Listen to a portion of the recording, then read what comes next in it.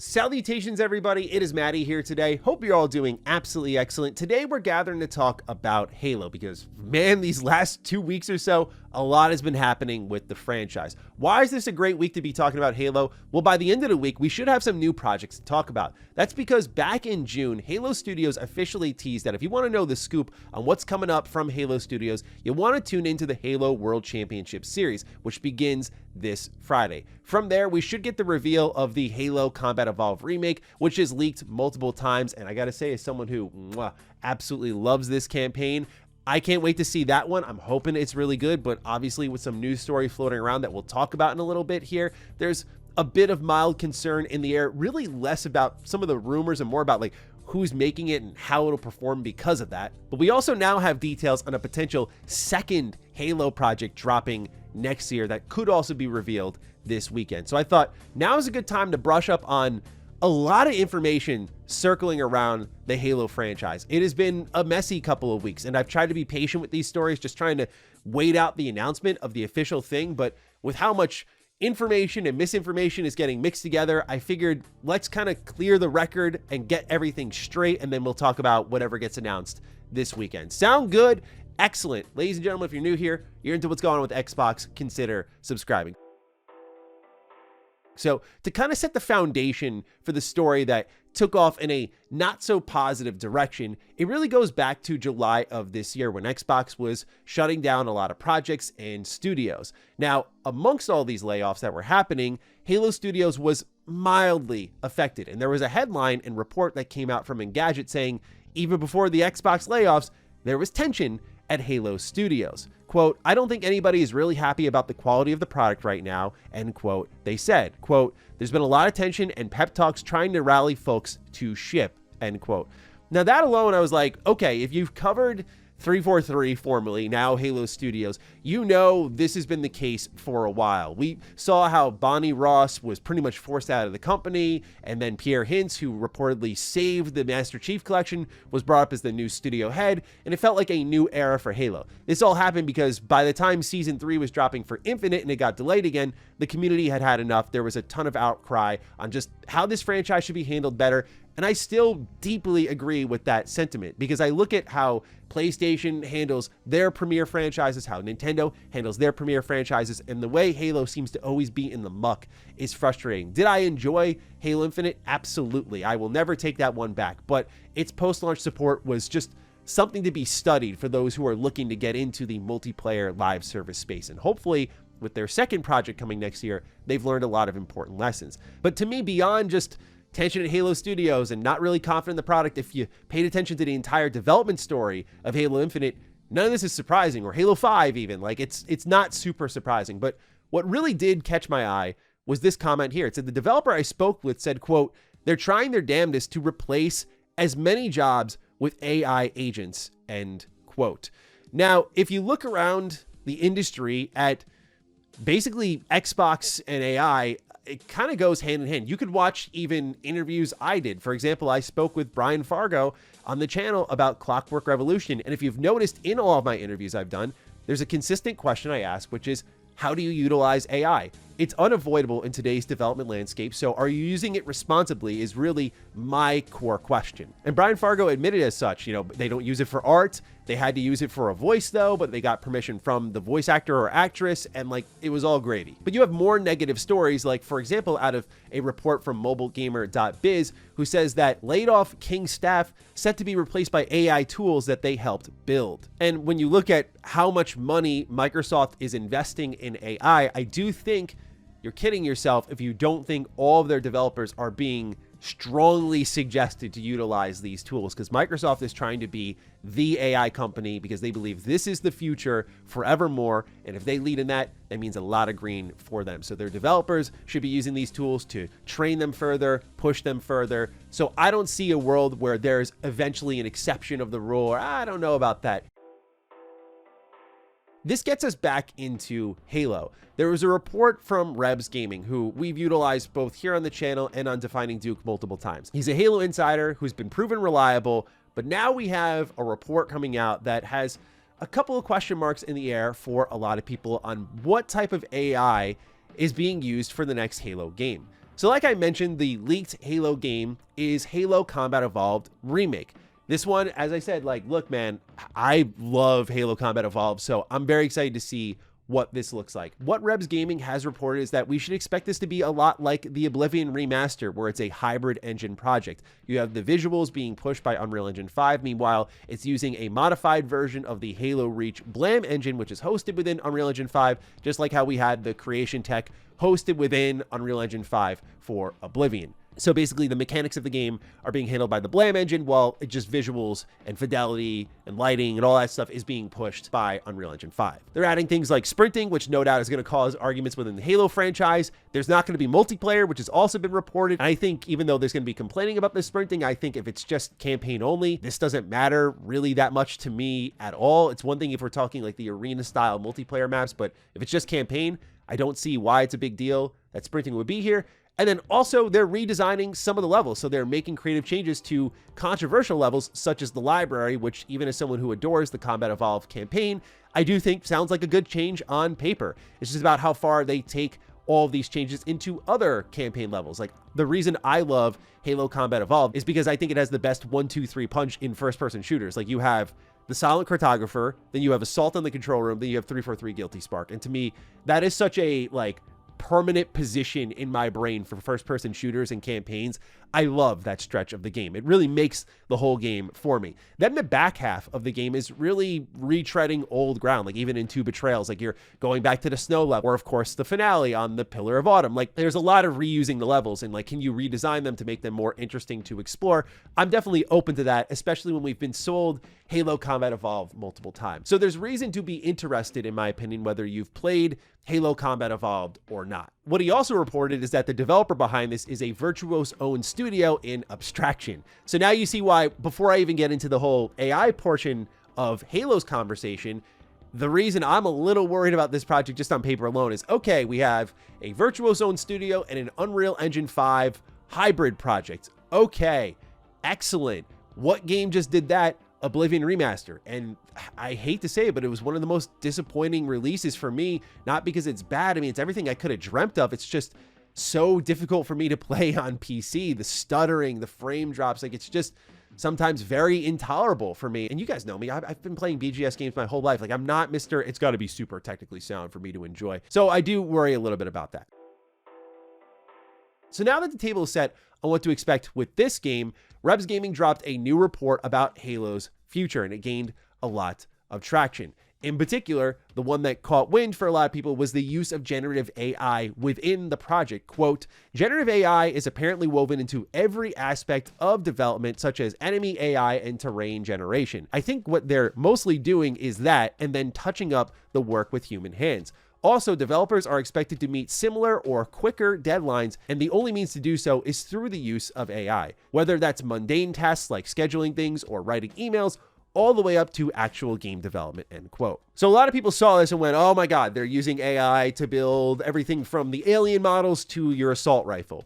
Rebs Gaming followed up this report, and he did say this, by the way, listen to the whole video. He did say this at the end of his video, but a lot of people ran away with the headlines. He says, quote, many people are misinterpreting what I reported as if it directly confirms AI is being used in all the wrong ways and Halo is doomed. I did not report that. I have begun reaching out to sources to figure out specifics about how Halo Studios is using generative AI. Also, using AI in game development isn't new, but using it in negative ways is becoming an industry-wide issue. I'll talk about this in my next video. This led the community to doing some digging, like, how is Halo going to use generative AI? Before I share my thoughts, we found a job listing from 2024, August last year. Halo Dev 343 Industries is hiring a generative AI lead to help build innovative gaming experiences powered by AI. They write in the article, 343 Industries senior AI engineer role wants someone to, quote, help build innovative gaming experiences powered by AI, bringing the promise of new technologies to reality, end quote, design and implement scalable and efficient solutions that leverage generative AI and ML to augment in-game experiences and to improve how we make games, end quote. Where people started to draw their conspiracy board then was a recent exit that happened at Halo Studios. Glenn Israel worked as the art director at Halo Studios for 17 years. He really began at Bungie as a senior concept artist for a couple of years. So he started with ODST and Reach as his first launches, and then stuck with the Halo franchise up until this year. I think that's worth mentioning because we're talking about an artist who has hung around with this project through high and low, right? Everything from the height of Reach to the 343 transition to Halo 5's mismarketed campaign to the disastrous Halo Infinite, all the way into this new era with new leadership. Stuck through all of it. It's a lot of what I said about Ubisoft and how when Marc-Alexis Cote had left Ubisoft, I was like, you got to look a little bit closer at this because the timing and the story surrounding it just don't look right to me. And then we learned that just a couple of days later, Mark said he was pushed out. Glenn Israel left 2 weeks ago a ominous letter on his LinkedIn profile saying, as of today, and after 17 long years, I'm no longer contributing to the Halo universe. There's little more I can say for the moment, though I intend to share this particular story in its entirety when it's absolutely safe to do so next year. In the meantime, I have a message for anyone and everyone who needs to hear it. I know the state of our industry seems dire, but never forget that you are free to choose. No illusion of security, nor promise of wealth, or fame or power is worth trading away your health, your dignity, your ethics or values, and no one can force you to. Stay strong, take evidence when necessary, and find where you belong. As always, I'll be here if you need to talk. So people basically read that message, this news story, and connected the dots. We have an artist who is passionate and was being forced to use generative AI. The truth is, no one knows for sure, and we will not know until next year when Glenn Israel decides to share his story. It could be everything from this is very believable because 343 has had issues in the past with toxic leadership, all the way to is Glenn Israel out of pocket for this? I think back to that Bayonetta situation where everyone was behind the voice actress going against Nintendo only to realize she was wildly out of pocket when we got the full story. So I want to hear the full story before I personally fully react. What I will say on the generative AI front with what information has been given to us is, as I said earlier, a lot of these developers are using it. I talked to Ken Levine about his usage of it. I think data management makes a ton of sense for AI. When you start to get into the creative process though, that's where it gets very tricky, right? Because that's where all of us, myself included, draw a line. Like, hey, if it's art, if it's story, if it's music, voice work, you name it, if it's a thing I'm experiencing, that has to come from the human hands. However, what's described here that a lot of people are reacting to, like generating the terrain and then touching it with human hands, you know who's done that since like early 2000s is Bethesda Game Studios. They have been procedurally generating their terrain on games like Morrowind and then putting locations on top of it, decorations on top of it, since the games that we fell in love with them for. So if this is truly what Halo Studios is doing, right? If it is, and I'm not going to be naive, I'll get into it in a moment, but if it is just this, like, hey, they're using this to generate like the second mission in the game where it's this big northwest landmass, and then they're hand placing the things like the trees and the rocks and the stations and the caves, and they're doing that sort of stuff, that's pretty standard, and I think is an overreaction from people where we don't really know the full story. However, again, you look at the art director leaving very loudly and posting things like this where he's not done. Like he's putting on his LinkedIn saying, here's a public service announcement for workers in the state of Washington. Have you ever had a manager that made your work life so thoroughly intolerable that you felt compelled to quit? This is actually a form of wrongful termination known as constructive discharge. He suggests not quitting without speaking to an attorney first. And he's posting all sorts of did you know style messages, clearly indicating what's happening here, which to me sounds a little bit different. If, again, we're all doing guesswork here. If I were to wager a guess, this sounds like toxic leadership. And that's something that Rebs Gaming also reported, that Halo's had leadership issues. And as we just saw even before Rebs Gaming's report, and Gadget was saying there was tension before the layoffs. So this has been building up behind the scenes. And I don't know if it's strictly just AI, and that's really all there is to it. And this passionate artist just stormed out of the building and said, I hold my values true to myself, I'm out of here. It could be that. Again, I'm not trying to walk the line here, but truly we don't know. What I will say is it would not surprise me if over time, with how much money Microsoft is putting into AI, that they would want to have their developers using it in some way, shape, or form. And before even that, I think a lot of developers were warming up to it because there's a lot of tedious tasks in game development that do not affect the creative process. And using AI to, like, as Ken Levine described to me in our interview, saying like, yeah, we use it to manage our data because it just takes us hours and hours that we can now do with a click of the button, so we can focus on making the thing more. That's where I'm like, okay, I'm for that, because you're using it responsibly. It's a tool for you. When it's used to replace humans, that's where all of us get our backs up. We're like, we can't support this. So what I'm trying to say is, effectively, I would not be surprised if Xbox turned into that company, not because that's Xbox's way, but that's Microsoft's way, who has control of Xbox. And as we've seen with recent moves, they've got them in the death grip. We have prior job listings to show that it does somehow affect and augment in-game experiences. That could be anything from fine-tuning weapons to things that we'll just never see ever happening on the complete back end of the code. If there were something I would kind of raise an eyebrow about when it came to Halo and its future, it is this second leaked project coming in 2026. It is the multiplayer live service game. The description Rebs Gaming gave it, while we know very little about it, definitely made me go, okay. He described it as a live service component like Fortnite. There's no mention yet of it being a battle royale. However, that was originally the rumor, was that Certain Affinity was working on a battle royale style Halo game, but then that quickly was abandoned for what seems to be an extraction shooter of some kind. We'll see what it ends up being, but this is a game that's going to be updated for years to come, and we know how that went with Halo Infinite, where we were like, oh, it's going to be updated forever because Infinite, and then we saw how much the updates have slowed down. So this is the next step for Halo. Here's your campaign, and they're keeping the multiplayer separate. Just given how post-launch support for Infinite went, of course, I'm going in a little skeptical about any sort of, I imagine, free-to-play multiplayer project surrounding the Halo license. What I'll say is this in conclusion. I'll end with something just a little bit more sentimental. I want this franchise to succeed, dude. Like, I just hate to see that these are the headlines surrounding the game leading into a big week. And obviously, we need to walk carefully and make sure, like, hey, if they're using AI to replace people, fuck this game then. But I just wanted to succeed because, I mean, like many of you, like, this is Xbox to me right here, this game. I remember getting my Xbox on Christmas Day. I played NFL Fever and I played Oddworld Lunch's Odyssey. Like, these are some of my first games. I played the launch package of Star Wars, Clone Wars, and Tetris, that kind of double pack. Actually, I think yep, right here.